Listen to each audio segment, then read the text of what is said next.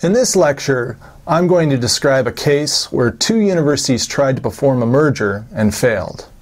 In the process of relating the case, we'll review the main features of resource dependence theory and see how they apply to the case. In this manner, I hope you'll get a better sense for how to apply the theory and recognize its strengths and limitations. The case we will describe this week was written by a historian, Sarah Barnes. She gives a nice account of the failed 1933 merger between the University of Chicago and Northwestern University, or what might have been the world's first super university.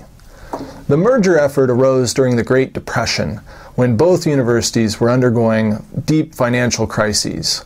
In many ways, the two universities were competitors in the city of Chicago for students, recognition, funding, and so on.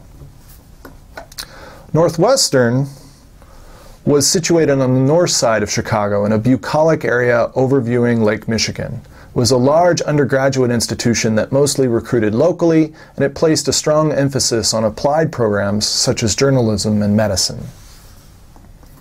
And like I said, Northwestern is in a bucolic setting. It's very pretty, and the students seem to have a lot of fun, and even so today. In contrast, on the south side of Chicago, in an urban neighborhood, was the University of Chicago, a large graduate institution with an elite national reputation and a strong emphasis on the pursuit of truth and theory. Now, the University of Chicago is where actually I studied, and my recollection of the place, even in the 1990s, was that it was still kind of a leading graduate school and a very serious intellectual place to learn. It was wonderful intellectually, and I tremendously benefited from being there, but it was also often very somber. And so I think that's the kind of culture it had even well into the current era. But now, back in 1933, the contrast between these institutions was quite stark. Northwestern had tax-exempt status, Chicago did not. Northwestern was in a safe neighborhood, Chicago was in an urban setting. Chicago had prestige and reputation, Northwestern had a local reputation. Chicago was considered innovative, Northwestern not so much. Chicago was an international institution, Northwestern was local. Chicago was focused on theory, Northwestern was focused on applied research. So together, the two could benefit from each other seemingly, from their strengths. In addition, the merger had some financial gain pending, such the merger would save them $1.7 million in annual upkeep and afford better economies of scale. And both institutions seemed to recognize this, and the negotiation was moving swimmingly along until they broadened representation on the Northwestern's review panel so as to begin vetting the merger with larger constituents.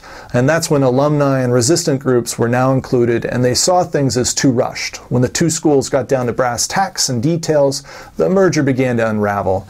Chicago wanted to keep its college, and that would compete with Northwestern University's undergraduate program, and neither wanted to lose their medical school or their education schools. So the merger also fell apart because a key proponent on the Northwestern Board of Trustees died.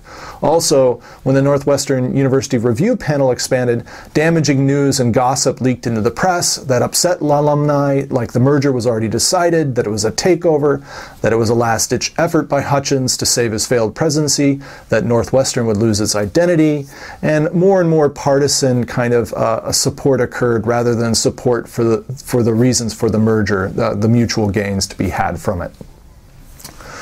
So what can resource dependence theory tell us about this case? Let's briefly review resource dependence theory again. When does resource dependence theory apply? Well, it has relevance to a case when there are focal organizations interested in decreasing competition, increasing autonomy, increasing their power, and possibly even increasing efficiency. And the main mode of organizing action in the resource dependency theory perspective is to scan the environment for resource opportunities and threats and to attempt to strike favorable bargains so as to minimize dependence and maximize autonomy and certainty. So far, this seems to capture the Northwestern and Chicago case a bit. Resource dependence theory also characterizes organizational elements in certain ways. The technology, or what brings about changes in dependence, is focused on external adaptations in order to increase autonomy and to decrease dependence. The participants here are focal organizations and the organizations that have resource interdependence with it. The goal of a firm is survival through external adaptation, and this is accomplished by establishing certain relationships that place the focal organization in control or with greater autonomy. The social structure focuses on interorganizational relationships, and the effort is to manage standard operating procedures and to perform bargaining and politics on these external relations. And finally, the environment is central. The focus is on exchange partners and external relations more than internal dynamics. So it's also characterized by competition or threat from the environment and a desire to have this greater certainty in it. So all of these characterizations of organizational elements seem applicable to our case of the Chicago Northwestern merger. Last, a manager that's guided by resource dependence theory would perform some buffering strategies, like the stockpiling of resources, leveling with advertisements that showcase strengths and create demand, forecasting where their needs will be in the future, and adjusting the scale of their core technology. Managers will also perform bridging with other firms to bring security to the organization within a competitive environment. So the bridging strategies they'll use entail negotiation of long-term contracts, partial absorption and sharing of resources, such as informing joint ventures and alliances, or even total absorptions via company mergers. And here too we see aspects of merger, co-optation, and adjustments of scale in the case of the Chicago Northwestern merger. So let's apply resource dependence theory to the case. The Chicago Northwestern merger is clearly a case where the environment is uncertain and problematic for both universities. They're both in financial straits. It's also a case where two universities explore a horizontal merger or in secrecy an effort to co-opt one another like Chicago did. And it's a merger between competitors.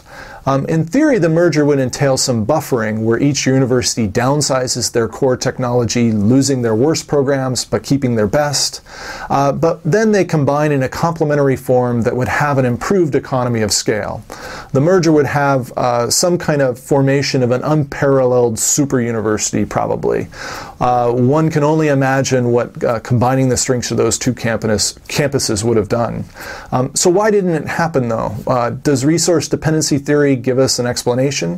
So let's next apply our concepts of organizational elements to the case more specifically and within each school and see what we learn.